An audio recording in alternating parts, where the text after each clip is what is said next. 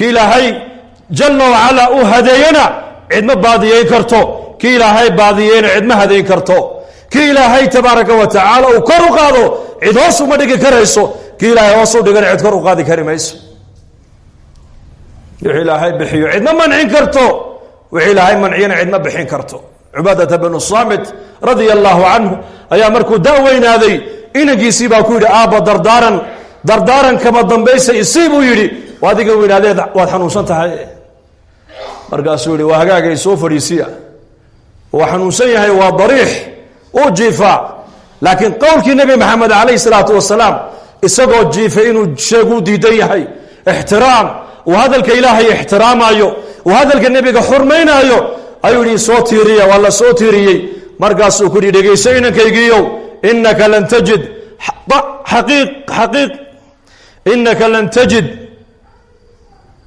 إنka lan تجid طعمa xaقيiqaة الإيمان xatى تaclama أna ma أصاabaka lam yakun liykhطئaka وma أkhطأka lam yakun liyusiibaka hadal macnihiisu haabuu ku yidhi aabba inankaygiiu idhegayso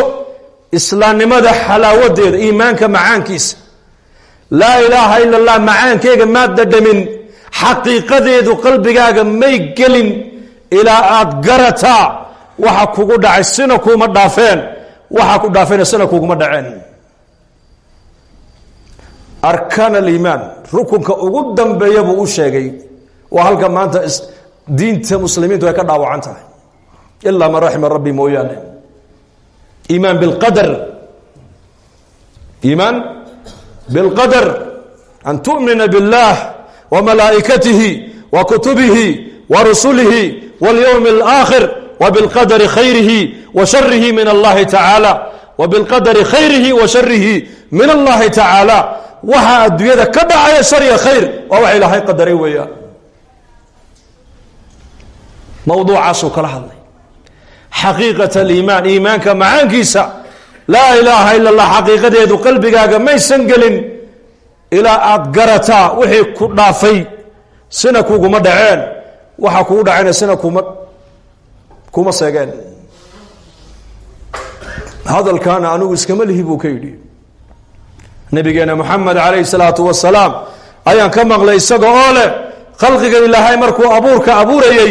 shayga ugu horeeya ilaahay uu abuuray qalam buu ahaa markaasaa ilaahay ku yihi qalamkii qor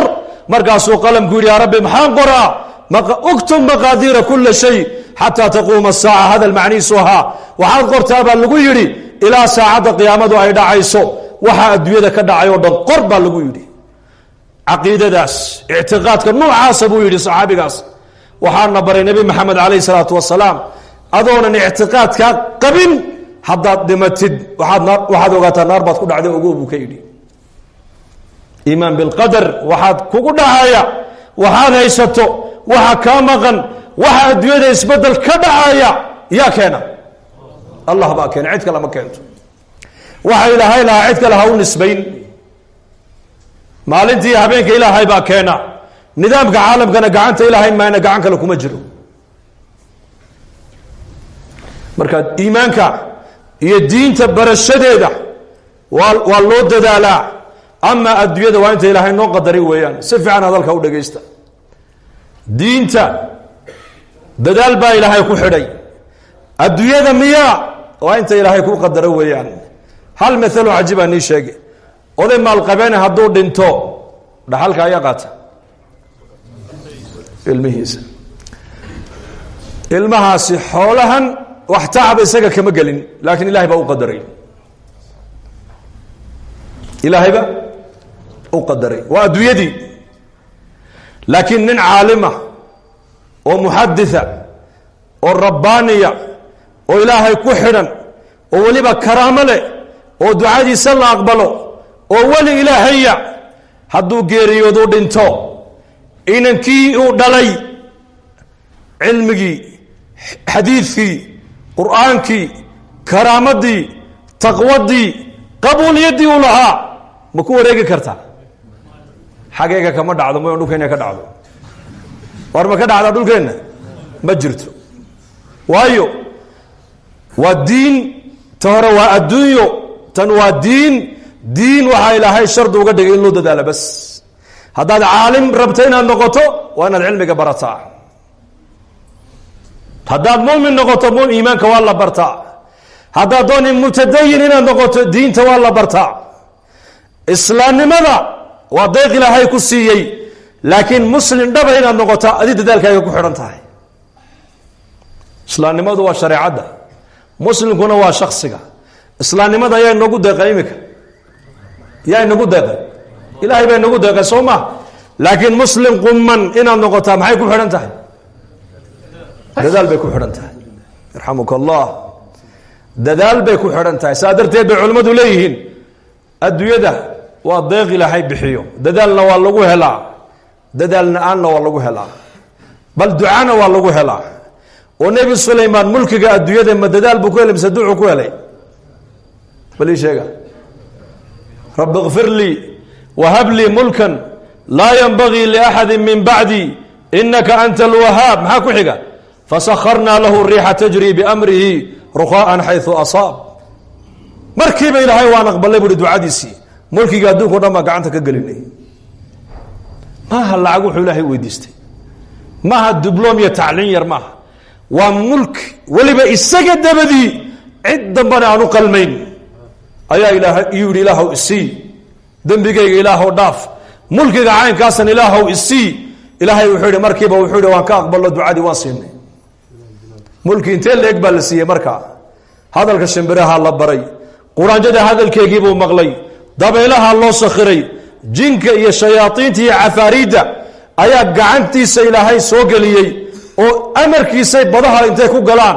jawaahirta iyo dhamankay u soo saarayeen aqaladay u dhisayeen wadooyinkay samaynayeen waxali wuxuu u baahdo dhan nebi sulaymaan jinka iyo shayaaiintu u diraayey waxali waxa shimbire iyo hawada duuloo dhanna korkiisay sidaa u socon jireen waxushira lisulaymaana junuudahu min aljini walinsi waاطayr fahum yuzacuun xata ida atw calى waadi الnml qaalat namlaة ya ayuha الnml اdkuluu masaakinakum laa yaxطimanakum sulaymaanu wajunuuduhu whm laa yashcuruun fatabasma ضaaxika min qowliha waqaala rabi awzicnii an ashkura nicmataka alatii ancamta calaya wclى waalidaya waan acmala صaalixا tardaah waadkhilnii biraxmatika fii cibaadika الصaalixiin waa ka ku ducaystay ducadaas mulkigii caalamkao dhan ilaahay intuu soo qaaday ayaa ilaahay nebi sulaymaan gacanta ka geliyey bilaa shuruud wax shuruuda laguma xidhin markaasaa ilaahay yihi haadaa caطaa'una tani waa deeqdayadii famnun aw amsik bigayri xisaab haddaad doonto galladayso oo ciddaad doonto ku galladayso oo sii haddaad doonto hayse baa lagu yidhi waxba lagaa weydiin maayo tan laguguma xisaabin maayoba tan waa adduunyo laakiin qisadii nebi ibraahim calayhi salaam dhegayso waa nebi ibraahim waa khaliilkii ilaahay jala wacala weliba dacwadda imtixaan buu u soo maray markuu weydiistay ilaahay jala wacalaa in loo ziyaadiyo iimaankiisa in macrifada rabbigii ay u korodha markuu weydiistay waid qaala ibraahimu rabbi arinii kayfa tuxyi اlmowta qaala awalam tu'min qaala balaa walaakin liyaطma'ina qalbii maxaa ku xigta qaala fakhud arbacata min aلطayr shuruud baa yaa la hordhigay isaga 4 shimbirood la kaalay baa lagu yidhi haddaad doonayso iimaanka inaan kuu ziyaadino macrifada rabbiga inay kuu korodha haddaad doonaysid 4 shimbirood soo qabo mustaciduun diyaar mawtiinde ya halkaan u socda waad fahamteen soo maha fakhud 4 min aلطayr 4 shimbirood soo qabaa laga yidhi cilm alyaqiin uu leeyahay laakiin wuxuu rabaa cayn lyaqiin inuu arko cilm alyaqiin uu leeyahay awalam tu'min baa lagu yidhi maad rumayn waxa dhintay saanu soo noolayno miyaanan rumaysnayn inaan soo saari karno inaan abuuri karno mar kale inaan noolayn karno qaala balaa may waan rumaysanahay buu hi taa rabbigayo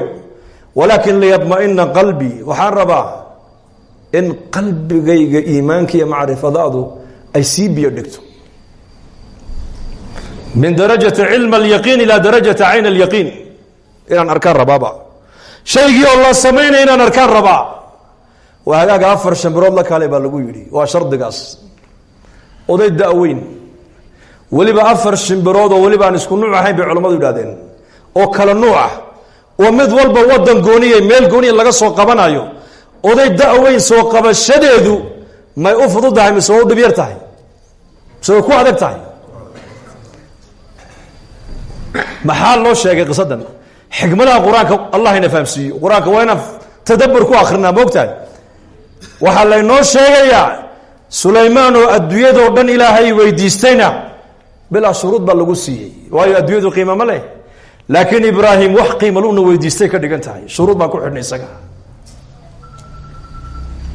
diintu qiimay leedahay shayga qiimaha leh waxaa lagu gartaa markaad adigu aad waxa qiimaha agtaadala aad gashatid oday baa inankiisa ku yidhi aabba intaa oo sanaan masaariif ku siinaye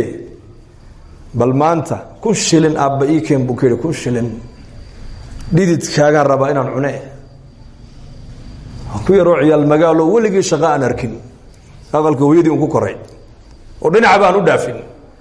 markaasuu u tagay baa la yidhi hooyadii buu ku yidhi hooya 1 shilin isiiyo maxaad ka dhigayo anaa u baahan hooyeysii way siisay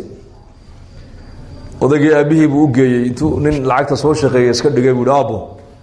waatan lacagtii hoo uu ka qaado dab hortiisa ka baxayay buu 1 shilin ku tuuray odaygii markaasuu weliba inankiisiiba hoosta ka yar eego saas u eegay markaasuu haddana 10 maalmood kadib buu ka yidhi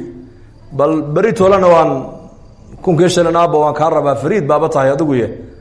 shaqadaaba taqaanaa 1 shilin ii keen hooyadii buu ku yar wareego hooyo lacagis iyo maxaad ka dhigay oo amaan way siisay hooyo moogta hooyo macaan oo keeno uu ka qaado dabkii uu haddana ku tuuray kiina bul maalin muddo kadib uu haddana yidhi bal maantana aabbo fariid baaba noqotee oo tago hooyo 1 shilin siiyo war lacagta bariyahan aad iga gurto horta halkeed geysaa way runta ma ku sheega ahaa aabba igu yidhi ii soo shaqee anu shaqa ma garanaye isagaan markaa u geeyaa 1 shilin oo muxuu ka dhigaa odaygu lacagta wallaahi dab hortiisa ka baxayo unbuu ku tuuraa isaguna markaasay ku tiri war lacag la gubo anigu ma hayee orad magaalada u gal odayga waa mithaal yani mathal xataa tafhamu shaqo tagay dad markaa wuxuu arkay nimana qaldhisaya buu arkay u horeysto maalintii imsaad soo shaqaysaayo caynkaas oo 1 shilino uu la shaqo tago adu wuxuu hawl soo qabanayba uu soo qabtay lacagtii hore lacagtan ma isku qiimaa markaa oo u keenay odaygii aabbo ho markaasuu yidhi weliba hadal buu raaciyo wuxuu yidhi aabbo lacagta dabka ka ilaalide nabiga ku sallaya markaasuu yidhi oo maxaa ku jaban buu yidhi haddaan ku tuura kuwii horeba soonigii gubayey ma may aabba tani tii hore way ka duwan tahay buu tan hee tan waa dhidid baa ku baxay buu yidhi waxaan u soo qaatay maalkaas shaygan marka uu maal iyo wakti iyo caqli iyo dadaal iyo ragnimo ay kaa gasho ayaa qiimihiisa la gartaa marka diinta dadaalkeega diinta oo dadka la baraa waa dadaal diineed diinta oo dadka loogu soo baraarujiyo loogu yeedhaa waa dadaal diineed adiga lafahaantaada oo salaada jamca aad ku ilaalisaa waa dadaal reerkaaga iyo ubadkaaga oo diinta ilaahay aad ku tarbiyadaysaa kasbi xalaalana aad uga soo shaqaysaa waa jihaad waa dadaal waktigaaga maalkaaga ardayga waktigiisa inuu diinta barto ku bixinaya waa jihaad man kharaja fi طalab اlcilmi fahuwa fi sabiili اllahi xataa yarjica maalkaaga waktigaaga ood wakti yar ka soo goysaa ood ilaahay dartii aad u baxdaa kolba tuulo kolba hayjad kolba miig kolba magaalo aad ilaahay dartii u baxdaa reerkaaga iyo ubadkaagana ay waxay kugu sii sugaan aad uga tagtaa waa dacwad waa jihaad reerkaaga dayac laguma leh lagumana odhan nin baa nebiga u yimid oo yidhi awrkayga maan dabraa mise ilaahay baan u tala saartaa waxau nebigu ku yidhi awrkaaga dabro ilaahayna tala saaro markaad baxayso haddaad 4 bilood baxayso haddaad 2 bilood baxayso haddaad bil baxayso haddaad sanad baxayso reerkaaga mas-uuliyad baa kaa saarana waxay biil ka dhiganayeen meel u saar inaad cidlo kaga dhaqaaqdaa caqliguna ma aqbalayo sharciguna ma aqbalayo haddaad aragteen ood maqasheen mid la yidhi reerkiisiibuu kaga dhaqaaqa bilaa biil kaasi waa tartiibtii dacwaddu garab maree dacwaddoo dhan maaha sidaasi ogaada tartiibtii dacwaddu ayuu yar garab maray dee qolo walba qaar yar mushadidiin noqda oo iska leeyihiin soo maha oo yar nuura kaa u nuuray markaa laakiin manhajku maaha manhajku ma qabo in reerka la dayaca ma qabo manhajku waa manhaju nubuwa wuxuu qabaa nebiga nin baa u yimid calayhi salaatu wasalaam wuxuu yaa rasuul allah inaan baxaan rabaa jihaadka waa cahdigii nebiga dagaalna waa loo baxayey markaasuu yihi maxaad u baxaysaa ii sheeg wuxuu ihi jannaan doonayaa labadaadii waalid mid ma nool yihiin markaasuu yihi hooyaa ka nool buu yidhi ma iyadoo kaa raalliya baad ka timiday mise iyadoo safarkaaga aan ka raalli ahayn may safarkayga ka raalli maahayn buu yihi soo janno ma doonaysid haa alzim rijlayha uma aljanna buu rasuulku yidhi ku noqo iyadoo lugaheega qabso u duub u khidmee raalli geli halkaabaa jannada ka galaysa adigu yahay laakiin waxaan leenahay waktigeennaan qaybinaynaa tafaraq licibaadatii baan ku shaqaynaynaa tafaraq licibaadatii amla sadraka ghinan waasudda faqrak wailaa tafcal malaatu yadaka shugla walama sudda faqraka waktigaan qaybinaynaa waktigaas reerkii waktigaa shaqadii waktigaa tacliintii waktigaa dacwaddii waktigaa masaajidkii waktigaa qaraabadii waktigaa ubadkii waliba inaku haddaan dadka af soomaaliga ku hadla wakti baa ilaahayna siiyey laakiin waktigeenna maanta mujtamaceenna afkaa ku hadla intooda badan waktigeenna wuxuu ku daatay maalaayacni buu ku dhammaaday caamadaan leenahay war masaajidada soo gala culammada ku soo xidhma salaada tukada naftiina tarbiyadeeya kaana ilaahay dartii jamaacadda u raaco naftaada soo islaax taajirka faqiirka hanig oday iyo inan dhammaan ummadoo dhan diinta inaan ka shaqeyna ilaahay baa noo doortay yaa noo doortay huwa jtabaakum baa ilaahay yidhi huwa jtabaakum ilaahay baa ina doortay muxuu ilaahay noo doortay marka inaad diinta ka shaqaysaa lagu doortay ma aha inaad caabid noqoto keliya laa cibaadadu aday gaar kuu tahay salaadiiyo soonka iyo zakadiiyo xashku aday gaar kuu yihiin laakiin waxaa ummadda anfacaya waa maxay waa dacwaddiiyo tacliinta ummadda anfacaysa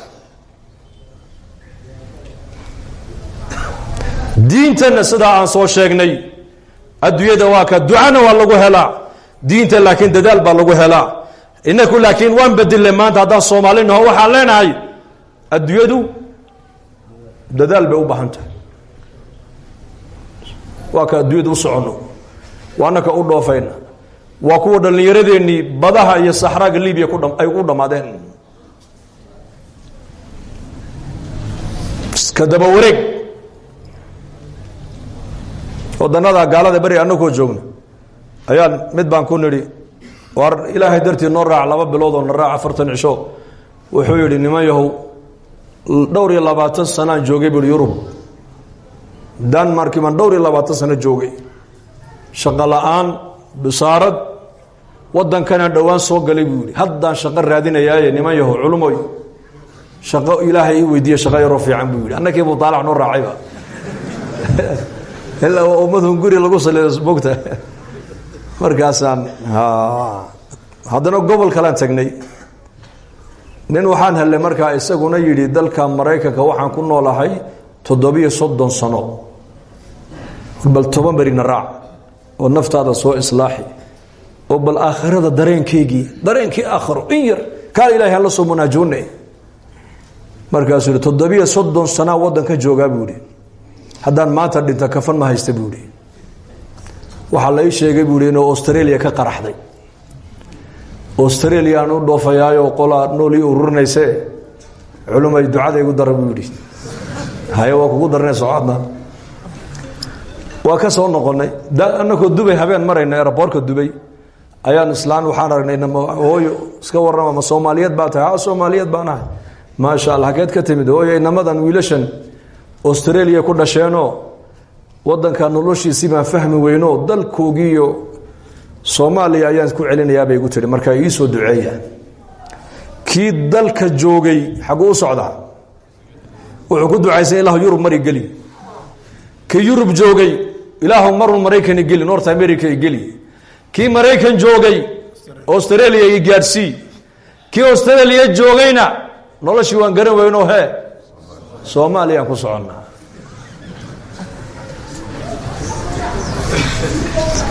firaaq baan haysanaa dad meel fadhin kara ma nihinnaku